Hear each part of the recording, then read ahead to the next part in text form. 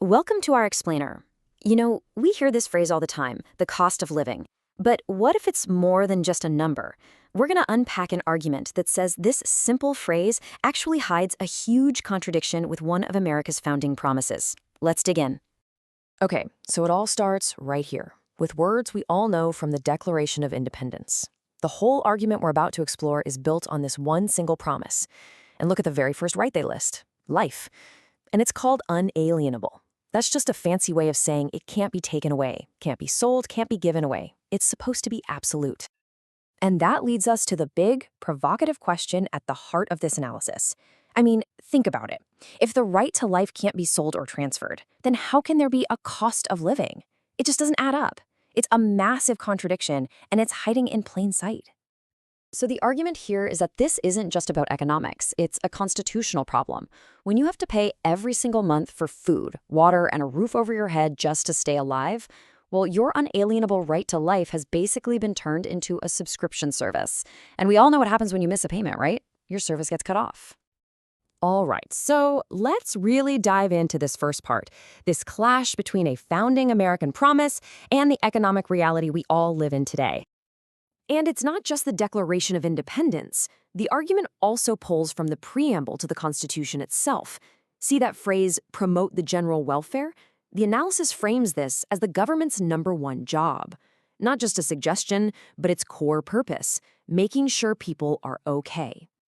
So here's the crux of it. When private, for-profit companies control the things you literally need to survive, they're the ones who get to set the price on your life.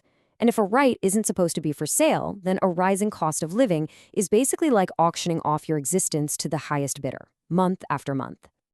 Okay, let's move on, because this next part is maybe the most provocative piece of the whole argument. It completely flips our usual political definitions on their head. It's a real reversal of how we normally talk about these things. Check out how this slide reframes the whole debate. Over on the left, you've got public ownership, the state. The argument is that this is democratic. We, the people, control it. We vote for the leaders, and they're supposed to be accountable to us. But then look at the right, a private corporation controlling a necessity. The leaders there, they're appointed. And who are they accountable to? The bottom line, profit. And look at the very bottom. Your role changes from a citizen with a vote to just a consumer with a credit card. And this next line, wow, it just captures the idea in one powerful sentence. It calls a corporation a politburo with a stock ticker. Now, a politburo, right, that was the tiny group of guys who made all the decisions in the Soviet Union. Completely centralized top-down power. The point here is that a corporation is structured the exact same way, just for private profit instead. So if that's the problem, what's the fix? Well, the source calls the alternative egalitarianism. And it's not about getting rid of free markets. The idea is actually pretty simple.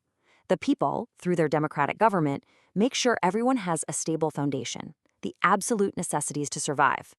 And then, above that floor, let the free markets go wild.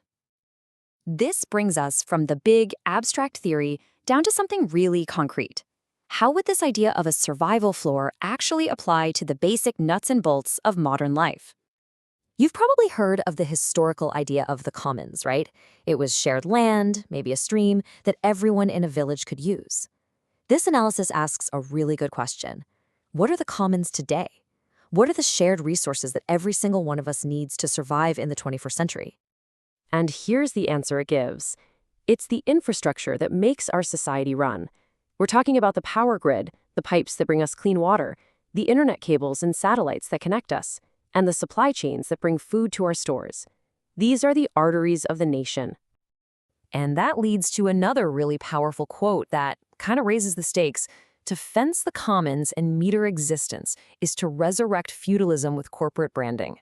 The argument is basically that putting these essential systems in private hands is just a high-tech version of an old feudal lord charging peasants to access the land they needed to live.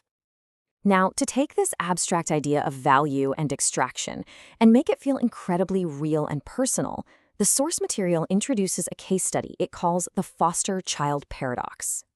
So this is roughly how much the state of Nebraska was paying to a foster household per year to care for a single foster youth. And that money was tax-free. You do the math over a few years, and that is a significant amount of money being spent because a child was in the system. And here is the heart of the paradox. It's a question from the person who actually lived this experience, and it's a gut punch. If I was the investment, where is the trust fund? If all that money was meant for the child's well-being, why did they leave the system with absolutely nothing? The conclusion drawn here is pretty stark. The system didn't treat the child as the investment. It treated the child as the reason for payments to be sent to the household. The child's existence generated economic value, but that value was extracted and sent somewhere else. It's a really powerful small-scale example of this much larger argument about systems designed for extraction instead of well-being. Okay, so after diagnosing the problem in such a clear way, what's the path forward? This last section lays out the vision for this egalitarian framework. So the framework splits everything into two main categories. You've got Tier A on the left. These are the absolute basics you need to physically survive: food, water, power, basic healthcare. Then you've got Tier B on the right. These are the things you need to be a full participant in modern society: education, internet access, things like that. So here's the three-step plan. Step 1. Guarantee those Tier A survival goods for everyone, unconditionally. Step 2. Make sure everyone can get the Tier B citizenship goods at cost, maybe with a public option to keep prices honest. And then step 3, and this is so important, unleash the free market for everything else. The whole point isn't to kill capitalism, it's to build a stable floor underneath it. And here's the twist you might not expect. The argument is that this structure actually makes capitalism work better. The idea is that when people aren't constantly afraid of losing everything, they become more secure workers, more creative entrepreneurs, and better customers. If you secure the foundation, the whole building on top of it becomes stronger. This last quote really brings home the moral core of the whole argument. A constitution that cannot keep a child fed, a home warm, a wound treated, or a mind connected is a flag without a pole. It's saying that the promises a nation makes are pretty empty if they don't actually result in real security for its people. And so that's where we're left, with one last question to really think about. What's the real way to measure a society's freedom? Is it how high the ceiling is, how much wealth can be generated? Or is it how strong the floor is, the basic dignity and security that it guarantees for every single person?